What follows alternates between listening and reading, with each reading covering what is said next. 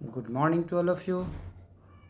Myself Sandeep Kumar from Chanakya College of Education Bettiah.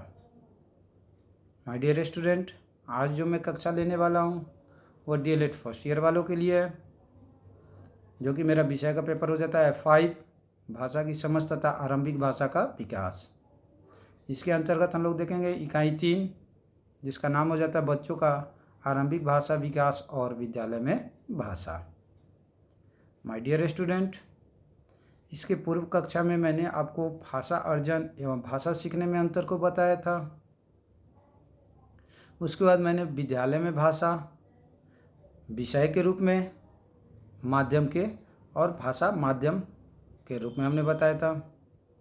उसके बाद मैं एक कक्षा में फिर मैंने आपको बताया भाषा सीखने सिखाने के उद्देश्य की समझ, जिसके अंतर्गत हमने आपको बताया था कल्पनाशीलता, सृजनशीलता और संवेदनशीलता के बारे में.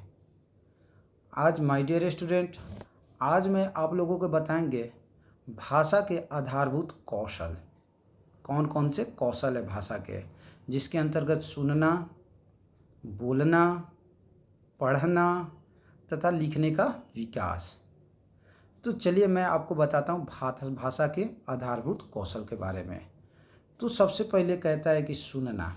यहाँ पर कहता है भाषा के आधारभूत कौशल के अंतर्गत कहता है कि भाषा का आधारभूत कौशल सुनना, बोलना, पढ़ना, लिखना. तो कहता है कि भाषा यानी जो लैंग्वेज होता है, भाषा सीखने में भाषा कौशल का क्रम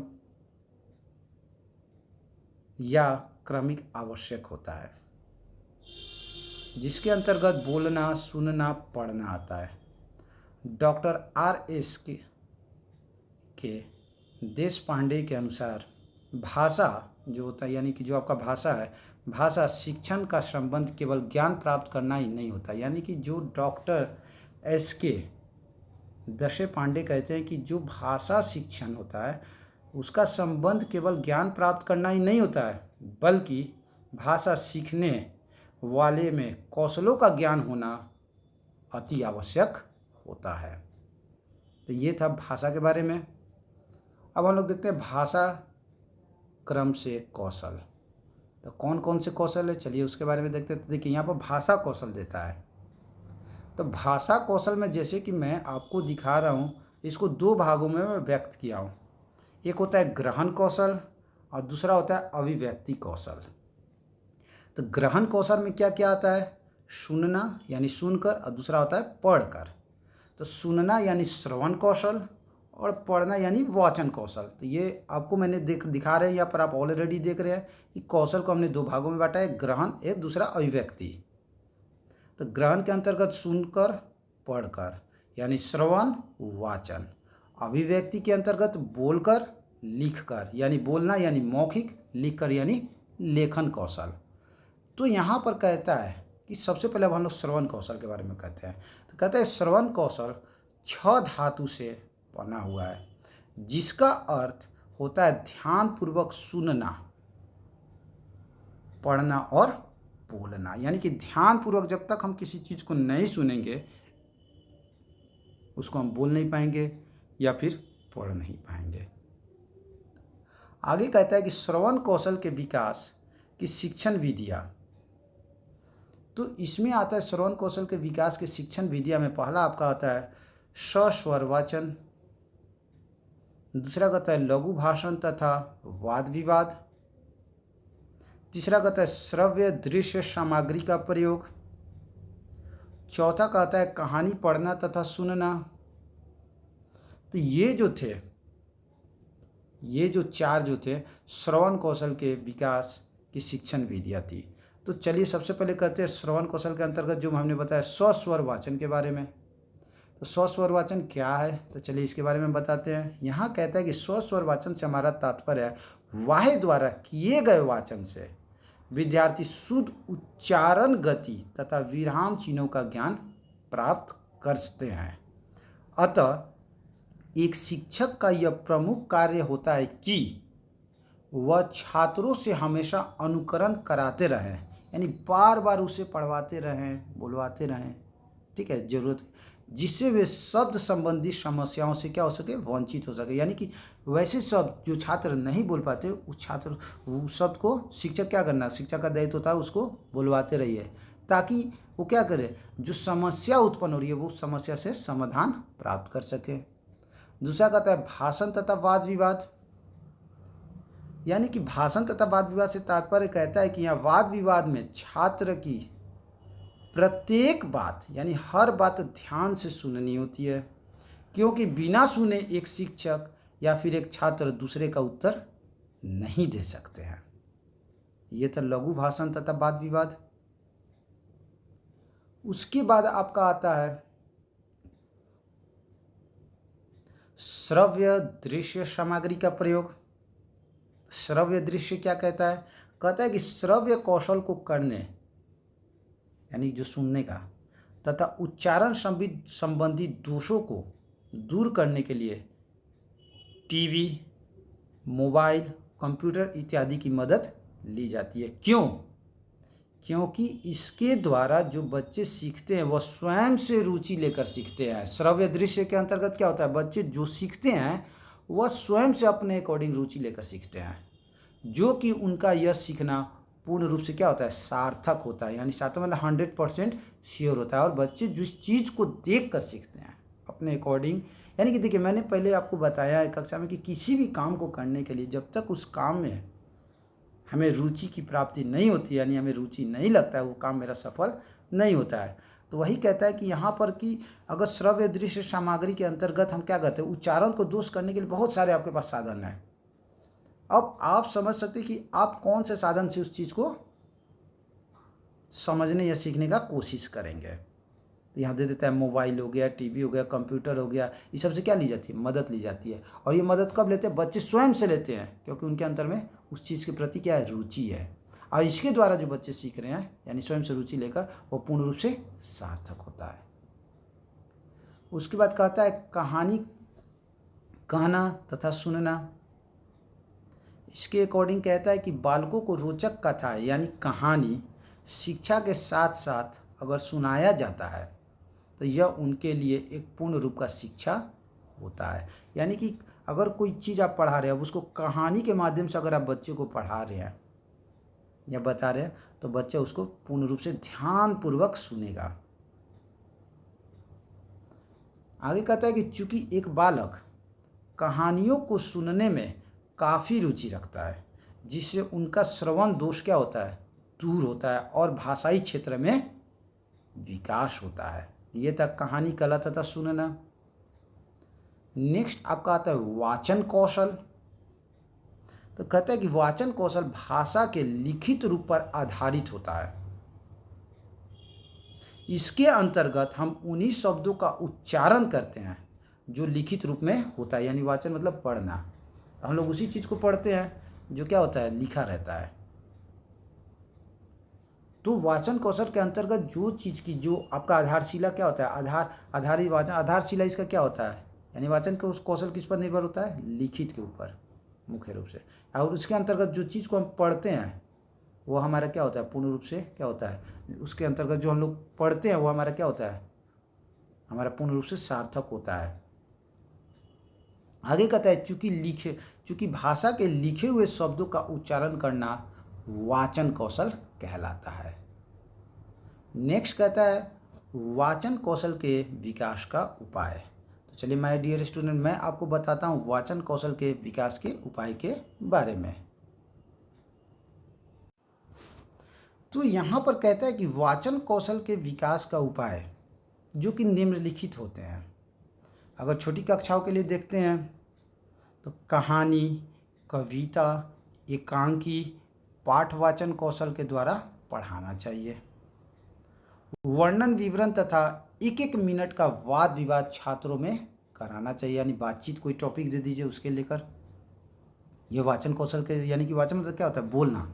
तो यानी कि इसके द्वारा हमारा क्या होता है, वाचन कौशल का विकास में। अगर छोटी कक्षा है तो कहानी पढ़ाइए बच्चों से, कविता कराइए, एकांकी कराइए, वाद विवाद उनसे कराइए, वर्णन कराइए। उसके बाद कहता है कि छात्रों से किसी घटना पर अपने विचारों को व्यक्त करने के लिए कहना चाहिए। यानी कि मान लीजिए किसी प्रकार की घटना घट गई तो छात्र से पूछिए कि आप अपने अनुसार, यानी कि कैसे हुआ, तो क्या होता है बच्चा बताता है, तो उसको वो अपने अनुसार अगर बताता है उस चीज़ के बारे में, तो उसमें क्या होता है वाचन कौशल में उसका सुधार होता है। नेक्स्ट कहता है मौखिक कौशल। तो मौखिक कौशल क्या होता है, तो यहाँ कहता है कि मौखिक का अर्थ होता है बोलना, यानी जिस चीज़ को मैं अभी बोल रहा हूँ वो मौखिक होता है। अतः जब व्यक्ति मुख से बोलकर अपने भाव तथा विचार अनुभव को शब्दों या वाक्यों के रूप में व्यक्त करता है तो वह मौखिक कौशल कहलाता है। यानी कि जब हम अपने मन के विचार को आपके समक्ष बोलकर प्रकट करते हैं तो हमारा क्या कहलाता है, मौखिक कौशल कहलाता है। यानी कि इसके अंतर्गत हम लोग क्या करते हैं, या तो शब्द को मिलते हैं, शब्द या वाक्य दोनों लेकर हम लोग चलते हैं, तो ये हमारा मौखिक कौशल कहलाता है। इसमें कहता है कि मौखिक कौशल के विकास के उपाय, तो मौखिक कौशल के विकास के उपाय में पहला आता है प्रश्नोत्तर। इसमें कहता है कि किसी विषय या पाठ्य वस्तु को पढ़ाते समय बीच बीच में प्रश्न बहुत ही जरूरी होता है। क्यों? क्योंकि इसके द्वारा हमारी स्मरण शक्ति, यानी कि जो हमारी याद करने की जो शक्ति है उसमें क्या होती है, वृद्धि होती है, तथा अशुद्ध उत्तरों को छात्रों द्वारा स्वयं से शुद्ध कराया जाता है। ये हो जाता है पहला आपका क्या हो जाता है, मौखिक कौशल विकास के उपाय। उसके बाद आता है वार्तालाप, बातचीत, ये भी एक मौखिक कौशल के अंतर्गत आता है। यानी कि कहते हैं कि मौखिक कौशल के विकास के लिए प्रत्येक छात्र को वार्तालाप करने के लिए एक शिक्षक को प्रेरित करना चाहिए। क्यों? क्योंकि इसके द्वारा उसके अंदर की भावना ज्ञान क्या होती है, बाहर आती है, और साथ ही साथ घबराहट क्या होती है, दूर होती है। अब जैसे कि देखिए वार्तालाप, जब आप लोग फर्स्ट बार क्लास में आए थे तो आप लोग को बुलाया जाता था आइए प्रेयर करने के लिए, तो क्या होता है आपके अंदर में घबराहट हो गई, लेकिन धीरे धीरे आप लोग क्या हो गए, एक दूसरे से मिलते गए, बातचीत करते गए, तो क्या हो गया, आपकी हेजिटेशन क्या हो गई, दूर हो गई। तो वही मौखिक कौशल के द्वारा क्या होता है, मौखिक कौशल का दूसरा आपका अगर उसका विकास का दूसरा हो गया वार्तालाप। यानी कि इसके अंतर्गत एक शिक्षक को रखिए, और शिक्षक का दायित्व क्या होता है कि छात्रों को चुने, उनको बुलाए, एक दूसरे से बात कराए, ताकि क्या हो गया, एक दूसरे के प्रति जो इनके दिल में जो क्या हो जाता है, अंदर जो क्या होता है, आपको जो घबराहट होती है वो क्या होती है, दूर होती है। आगे कहता है कि प्रारंभ में यह क्रिया एक छात्र से शिक्षक का होना चाहिए। यानी कि शिक्षक छात्र के बीच में होता है तो क्या होता है, ठीक रहता है। फिर उसके बाद से शिक्षक के बाद से छात्र में करा सकते हैं। नेक्स्ट आपका आता है चित्र वर्णन। यानी कि इसके अंतर्गत क्या कहता है, चित्र बालकों को ज़्यादा आकर्षित करती है। यानी कि कोई भी चित्र होता है ना, बालकों को अपनी ओर ज़्यादा आकर्षित करती है, यानी खींचती है। इसलिए मौखिक अभिव्यक्ति, कहानी या रचना पर आधारित चित्रों का वर्णन करना चाहिए तथा चित्र पर आधारित प्रश्न पूछना चाहिए। उसके बाद आपका आता है कहानी सुनना। कहानी सुनना क्या कहता है, छोटे बच्चों से कहानियाँ सुननी चाहिए ताकि वे निर्भीक होकर बोल सके, यानी बिना डरे बोल सके। उससे क्या होगा, उससे क्या होता है, उसके द्वारा उसमें क्या होता है, मौखिक कौशल का विकास होता है। आगे कहता है यहाँ पर कहानी सुनना हो गया। कविता पाठ, कहता है कि विद्यार्थी कविता में बहुत रुचि रखते हैं, इसलिए बच्चों से कविता पाठ करानी चाहिए ताकि धीरे धीरे उनमें बोलने की शैली क्या हो, विकसित हो जाए। ये तो मौखिक कौशल के विकास। अब हम लोग देखते हैं लेखन कौशल, यानी लिख कर या लिखना।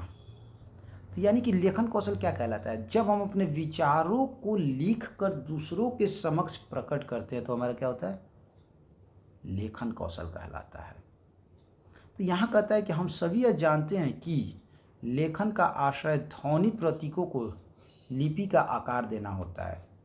जब हम अपने भाव विचारों को लिख कर व्यक्त करते हैं, यानी कि जब हम अपने मन के विचारों को लिख कर दूसरों के सामने व्यक्त करते हैं और दूसरे हमारे भाव विचारों को क्या करते हैं, पढ़ते हैं, समझते हैं, तो हमारा मौखिक कौशल कहलाता है।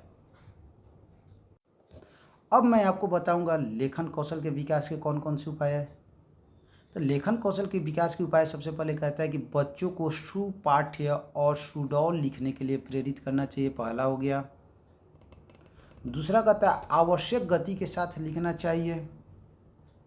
तीसरा कहता है लेख में सही स्थान पर विराम चिन्हों को लगाना चाहिए। वाक्यों को शुद्धता के साथ लिखना या सिखाना चाहिए।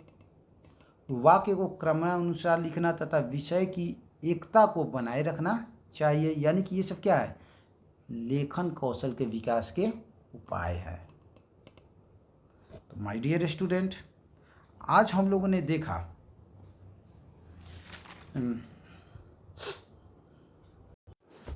भाषा के आधारभूत कौशल, जिसके अंतर्गत मैंने आपको इस फर्स्ट में बताया। भाषा के आधारभूत कौशल के अंतर्गत क्या क्या हमने बताया था। तो भाषा के आधारभूत कौशल सुनना, बोलना, पढ़ना और लिखने के बारे में। So thank you, have a nice day.